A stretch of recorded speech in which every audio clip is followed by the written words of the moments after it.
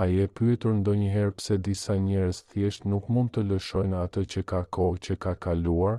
Nuk po flas për atë kapje tipike romantike, por për atë lidhje të padukshme që mbetet kur dikush tërhiqet pa dramë, pa shpjegime, thjesht me vetdije. Carl Jung dikur tha se ajo që nuk arrin në vetdije manifestohet si fat dhe shpesh ky fat merr formën e një heshtjeje transformuese. Imagjino këtë një burr që është mësuar të ketë kontroll emocional. Ai beson se ai vendos ritmin, se kontrollon lojën e ndjenjave.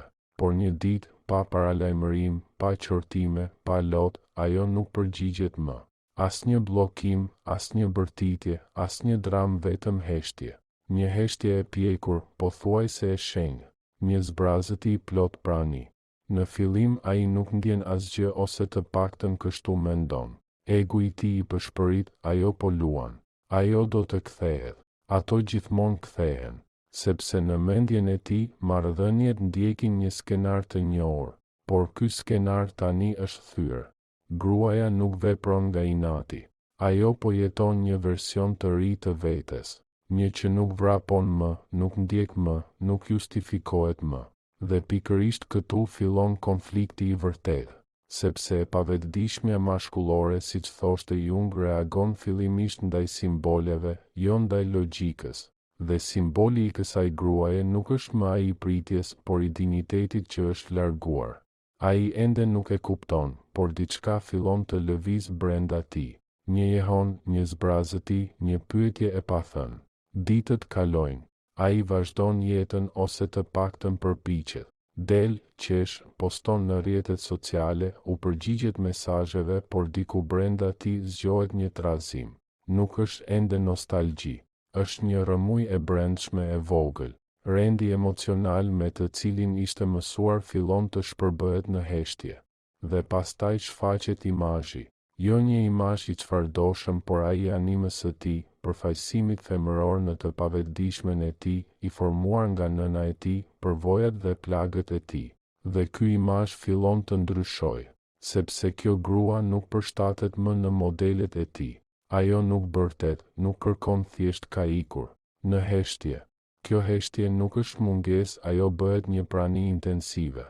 Dhe ajo që e shqetëson më shumë ai nuk mund ta emërtojë. Nuk e di nëse është krenari, vendim apo indiferencë. Ai vetëm di se nuk mund të ndalojë së menduari për të. Sepse kur një grua ndalon së këmbënguluri, nuk është ajo që humb, është burri ai që përballet me anën e tij të errët. Dhe tani të pyes sinqerisht, a ke zgjedhur ndonjëherë heshtjen si një formë dashurie për veten dhe ke parë gjithçka rreth teje të ndryshojë? Nëse po, ndaje në koment. Ndoshta i jep një gruaje tjetër forcën që të dëgjojë veten sot. Shenja e 6 nuk është e dukshme me sy, por ndjehet në trup. Ai fillon të humbas kontrollin emocional. Ndoshta nuk do të qaj apo të shpall dashurinë, por fillon të thyej skenarin e tij të brendshëm, atë që e mbante të sigurt, të ftohtë dhe të qëndrueshëm. Ai fillon të dështojë në strategjinë e vet. Nuk reagon më me të njëjtën shpejtësi. Nuk vepron më me të njëjtin siguri. Është i shpërqendruar, nervoz, humbet fokusin. Jung tha se e pavetdijshmja shfaqet përmes simptomave. Dhe humbja e kontrollit emocional është një prej tyre. Sepse ajo që ai nuk dëshiron të ndjejë, përsëri shfaqet përmes trupit, humorit, gjumit, oreksit. Gjithçka fillon të lëviz brenda tij, edhe nëse nuk gjen fjalë për ta shprehur. Ti nuk je më aty dhe megjithatë je. Në mendimet e tij, në ëndrat e tij, në këngën që luan në sfond ndërsa ai punon, në vendin që vizituat bashkë. Ti je në energji. Dhe kjo nuk mund të injorohet gjallë. Ai përpiqet të shpërqendrohet, të ndryshojë përditshmërinë, të dalë më shumë, të flasë me më shumë njerëz. Por një pjesë e tij nuk mund të shijojë më atë që dikur shërbente si arratisje. Sepse tani edhe arratisja ndihet bosh. Kjo është shenja e 6 kur burri humbet aftësinë për të mpirë dhimbjen e tij dhe fillon të ndjejë, pa mundur ta ndalojë. Dhe ti nga ana tjetër nuk bën asgjë. Nuk shkruan, nuk e kërkon, nuk kërkon asgjë. Dhe pikërisht kjo mospërfshirje e çarmatos më shumë se çdo përballje. sepse ai gjithmonë ka ditur si të përballet me një grindje, por jo me një tërheqje të heshtur. Dhe këtu shfaqet një simptom tjetër justifikimi. Ai fillon të tregoj vetes histori, të përsëris brenda vetes që nuk ishte aq keq, që edhe ti bëre gabime, që kështu është më mirë. Por këto rrëfime nuk e qetësojnë më, përkundrazi e zbulojnë, sepse sa më shumë që duhet të justifikohet, aq më e qartë bëhet se ende nuk të ka lëshuar. A të ka ndodhur kjo ndonjëherë? A ke ndjerë që tërheqja jote e tronditi atë nga brenda? Ndaj e lirshëm sepse ndoshta ti tashmë e ke kuptuar atë që ai nuk mund ta shprehë. Dhe kjo, e dashura ime, është mençuri emocionale. Por ka edhe shenja të tjera, sepse humbja më e thellë nuk shfaqet në fjalë, por në atë që ai nuk mund të përballojë. Ai ende nuk e kupton, por ai tashmë ka filluar të humbas kontrollin. Jo mbi ty sepse atë nuk e kishte më, por mbi imazhin që kishte për ty. Dhe kjo humbje e kontrollit nuk është një detaj i vogël, është një plag për egon, një goditje ndaj skenarit të tij mendor ku ti ishe ajo që gjithmonë ishte aty, që gjithmonë përgjigjej, që gjithmonë falte.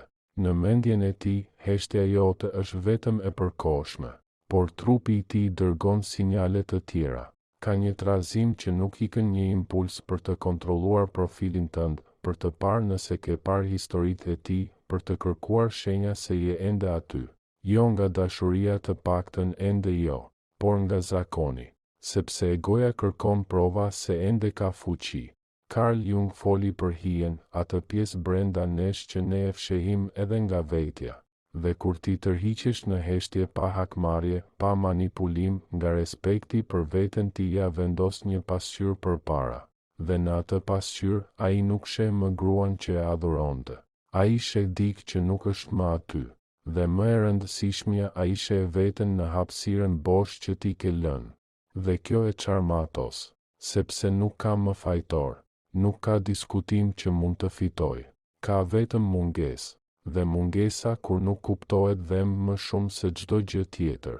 Ai fillon të kujtoj gjërat e vogla si i buzëqesje kur i shërbeje kafen, si heshtje kur ai të trajtonte pa respekt, shikimi yt i fundit para se të ikje. Kujtime që dikur i injoronte, tani e përndjekin. Dhe këtu ndodh diçka vendimtare, e pavetëdijshmja fillon të punojë. Jo me logjik, por me simbole, ashtu siç e përshkroi Jung. Ai ëndërron për ty. Jo ëndra romantike, por simbolike. Të sheh nga larg, të dëgjon, por nuk mund të arrijë. Dhe kur zgjohet, ndjen një përzierje boshllëku dhe urgjence. Nuk e di nëse do të kthehet tek ti. E di vetëm që nuk e duron më të mos di nëse ende mundet. Në këtë pikë, heshtja bëhet simbol i zhvillimit. Nuk është më një pauzë, është një vendim, një shprehje e identitetit tënd të ri. Dhe kjo e përball atë me paftësinë e tij për të evoluar me të njëjtin ritëm, sepse ndërsa ti po shndërrohesh në një version më të vetëdijshëm të vetes, ai mbetet i bllokuar në një plogështi emocionale. Dhe tani më thuaj ti, a të ka ndodhur ndonjëherë që sa më shumë e ke vlerësuar veten në heshtje, aq më shumë kanë filluar të kërkojnë? Që dikush është përpjekur të kthehet vetëm kur ti nuk ishe më emocionalisht e disponueshme? Tregoje më poshtë, ndoshta përvoja jote i hap syt një gruaje tjetër asaj që ende nuk e ka njohur vlerën e saj të vërtetë. Ai nuk e thot me zë, por e ndjen. Diçka i ka ikur nga duart, nuk pati grindje, asnjë skenë. Ishte ajo lloj lamtumire që nuk lë dyrë të hapura, asnjë shenjë drame. Thjesht nuk ishe më aty. Dhe kjo, për një burr që është mësuar me konfirmim të vazhdueshëm, është tronditse. Sepse ai nuk ishte përgatitur për pjekurinë tënde. Ishte përgatitur për reagimin tënd, për akuza, ndoshta edhe për lutje, por jo për heshtjen tënde të vendosur. Atë që nuk lëndon, por as nuk dorëzohet, që nuk bërtet, por as nuk pret. Dhe këtu nis problemi i tij i vërtetë. Ai nuk di si të përballet pa fjalët e tua, sepse ishin fjalët e tua që i jepnin atij skenarin. Tani nuk ka më asgjë. Carl Jung tha se gjithçka që shtypim brenda nesh, përfundimisht na sundon nga jashtë. Në këtë rast, tërheqja jote e vetëdijshme aktivizon hijen e varësisë së tij emocionale. Ai nuk do ta pranoj të paktën jo ende, por me çdo ditë që kalon, mungesa jote bëhet më e rëndë.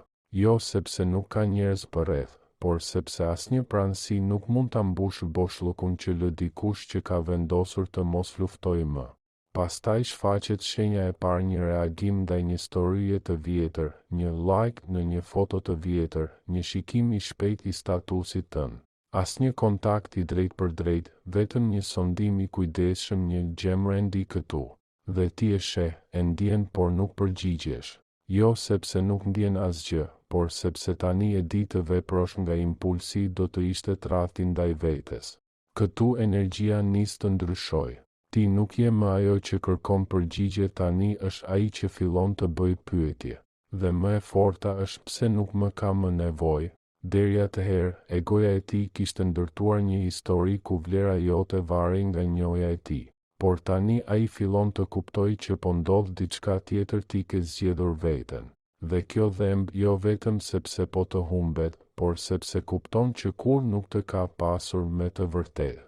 Ajo që ai mendonte se kontrollonte ishte durimi yt, butësia jote, shpresa jote. Por jo më. Tani je ndryshe, më e vetëdijshme, më e pranishme, më e zgjuar. Dhe tani të pyes, a e ke përjetuar ndonjëherë këtë ndryshim nga kërkimi i aprovimit në plotësinë e brendshme? A ka pasur një moment kur kuptove që vlera jote nuk varet nga askush tjetër? Ndaje në komente. Historia jote mund të frymëzoj shumë gra që ende janë në rrugën drejt atij zgjimi. Ai fillon të shikojë nga brenda, edhe nëse nuk e kupton. Sepse heshtja e vërtet, ajo që vjen nga dashuria për veten, nuk dëgjohet vetëm nga jashtë, por ndjehet nga brenda. Dhe ajo që ai ndjen nuk është faj, as trishtim, as dashuri, është hutim. Një çrregullim emocional që nuk mund të shprehet me fjalë, por që jeton në pauza në ato çaste ku dikur ishe ti.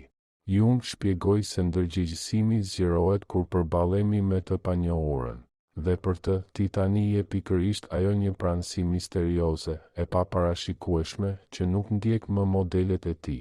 Ai nuk e di nëse ti u largove nga krenaria apo nga shërimi, dhe pikërisht kjo paqartësi e çmend. Sepse kur një grua tërhiqet pa mllef, pa dram, pa manipulim, ajo që mbetet është energji e pastër. Energji që nuk jepet më, por as nuk mohohet. Thjesht nuk është më e disponueshme. Dhe kjo e rrezon diçka brenda ti. Nuk ka të bëjë vetëm me mungesën tënde, por me përballjen me veten. Me rishikimin e rolit të tij.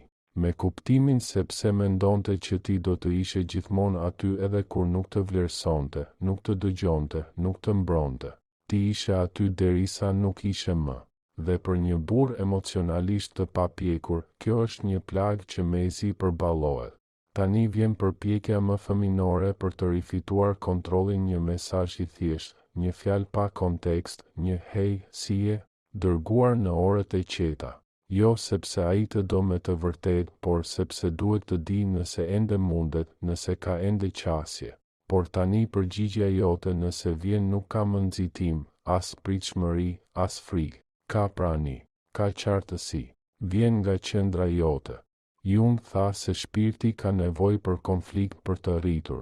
Dhe ky është konflikti i tij. Jo me ty, por me vetimazhin e tij.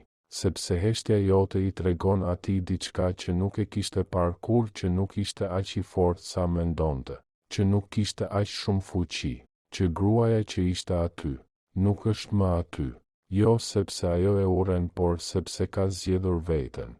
Dhe dua të ftoj të mendosh për këtë.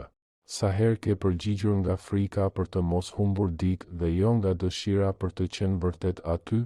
Sa herë ke zgjedhur lidhjen në vend që të zgjedhësh veten? Nëse kjo të ka ndodhur ndonjëherë, nëse ndonjëherë ke heshtur nga dashuria për veten dhe pikërisht ajo heshtje të ka treguar forcën tënde të brendshme, atëherë ndajeni me mua. Nuk e ke idenë sa shumë gra mund të gjejnë veten në historinë tënde. Ai fillon ta kuptoj, edhe nëse nuk e thot, edhe nëse nuk e pranon që po të humbet vërtet. Dhe jo për shkak të një zënke apo një tradhtie, po të humbet në heshtje.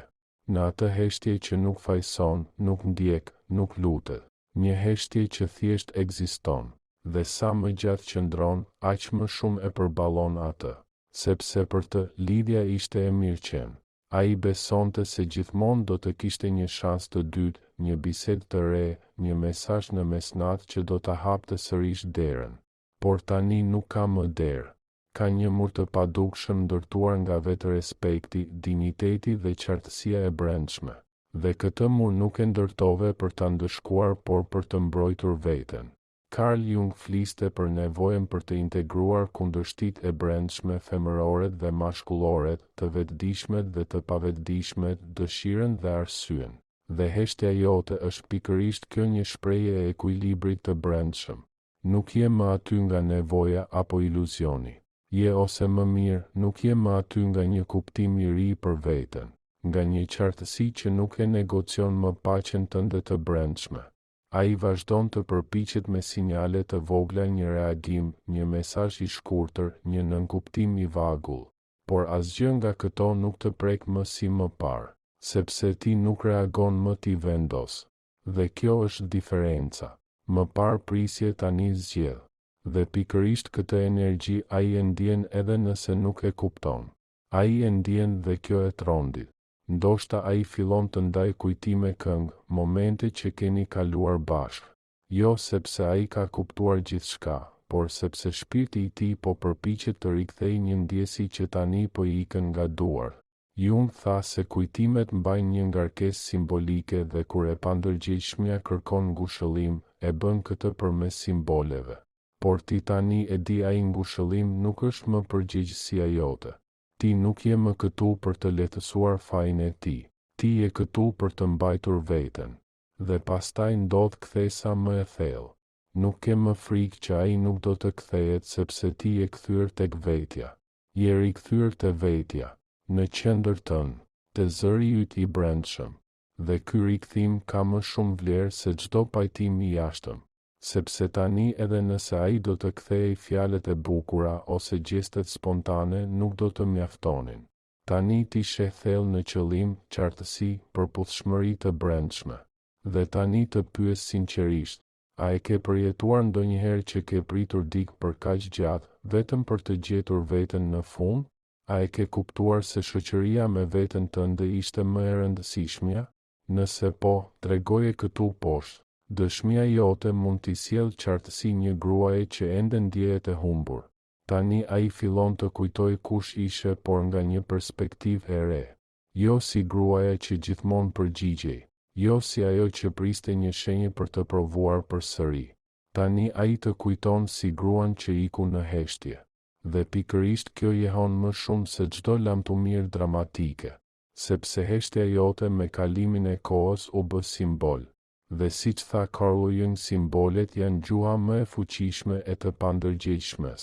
Nuk mund t'i injorosh, nuk mund t'i shpjegosh me logjik, mund vetëm t'i ndjesh.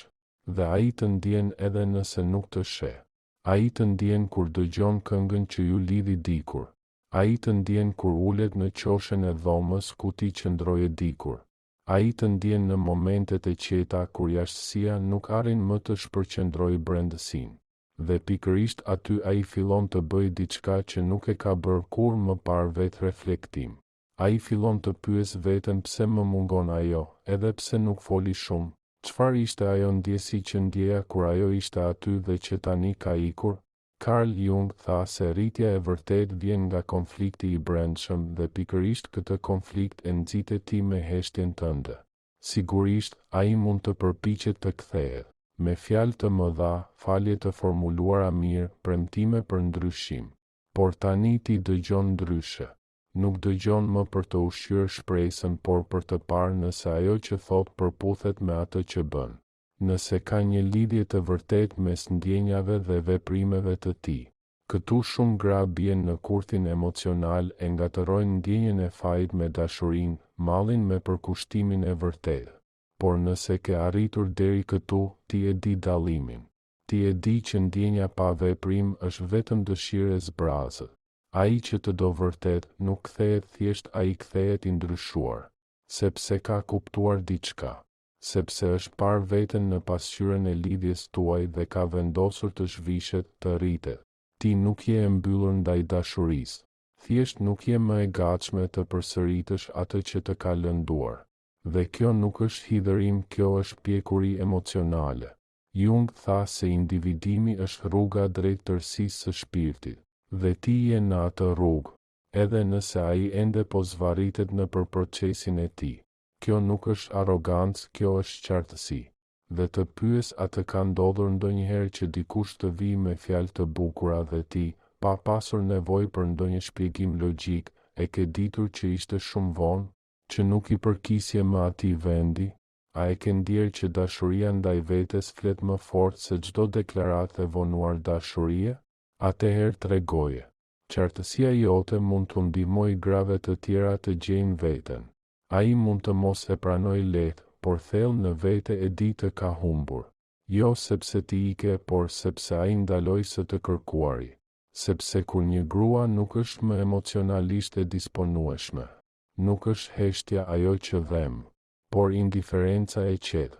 Ajo qetësi që nuk kërkon asgjë, nuk akuzon, nuk detyron. Ajo qetësi që i tregon atij se nuk ka më vend në botën tënde. Jung ka thënë se transformimi i vërtet fillon kur ne ndalojmë së projektuari mungesat tona të brendshme tek të tjerët. Dhe pikërisht kjo ka ndodhur me ty. Nuk projekton më. Nuk pret më që ai të plotësoj.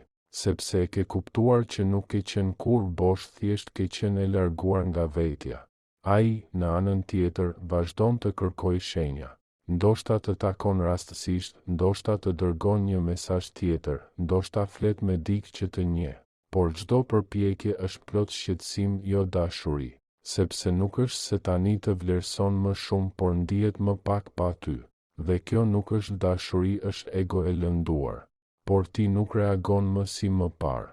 Jo sepse je bërë e ftohtë, por sepse je shëruar. Dhe me shërimin tënd ke ndaluar së negocuari paqen tënde të brendshme. Ke ndaluar së përpjekuri të bindësh dikë që je e denjë, sepse e ke kuptuar kush nuk të sheh në pranin tënde, nuk do të vlerësoj as në mungesë. Dhe ky kuptim sado i dhimbshëm të çliron.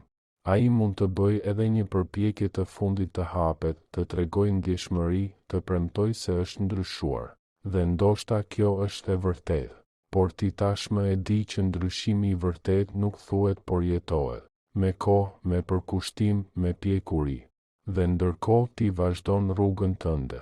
Jo nga krenaria, por nga përkushtimi ndaj vetes. Sepse një pjesë e jotja nuk dëshiron më të kthehet atje ku e humbe veten. Ajo pjesë ka mësuar të jetë vetëm, pa u ndier e braktisur. Ka mësuar të dëgjojë zërin e vet, pa frikën e heshtjes. Dhe pikërisht ajo pjesë zgjedh sot nga dashuria, jo nga mungesa.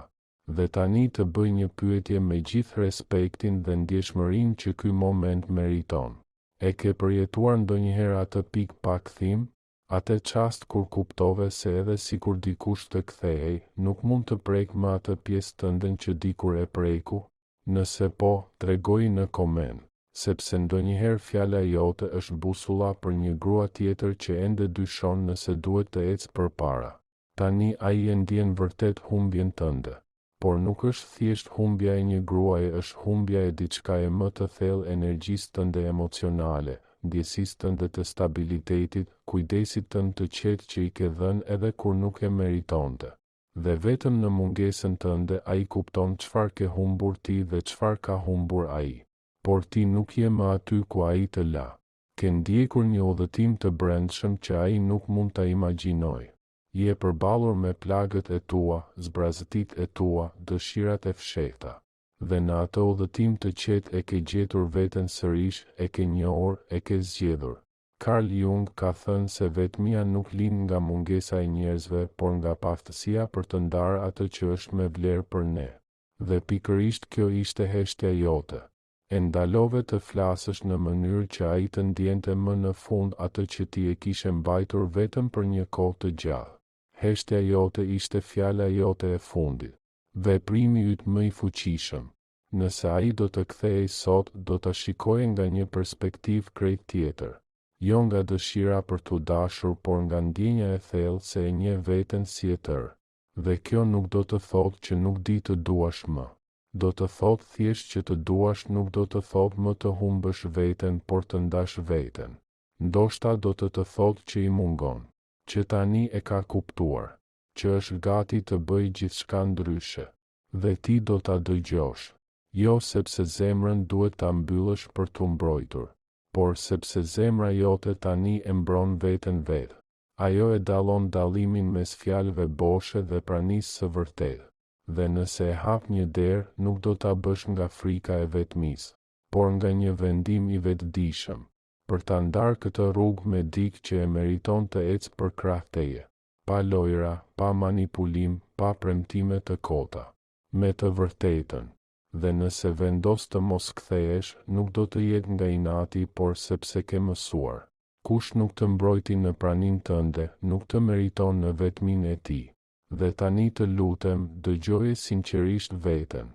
A ke ndjerë ndonjëherë që je kthyer aq thellë tek vetja, sa askush nuk mund të nxjerrë më nga qendra jote? Të ka ndodhur kjo? Atëherë tregoji.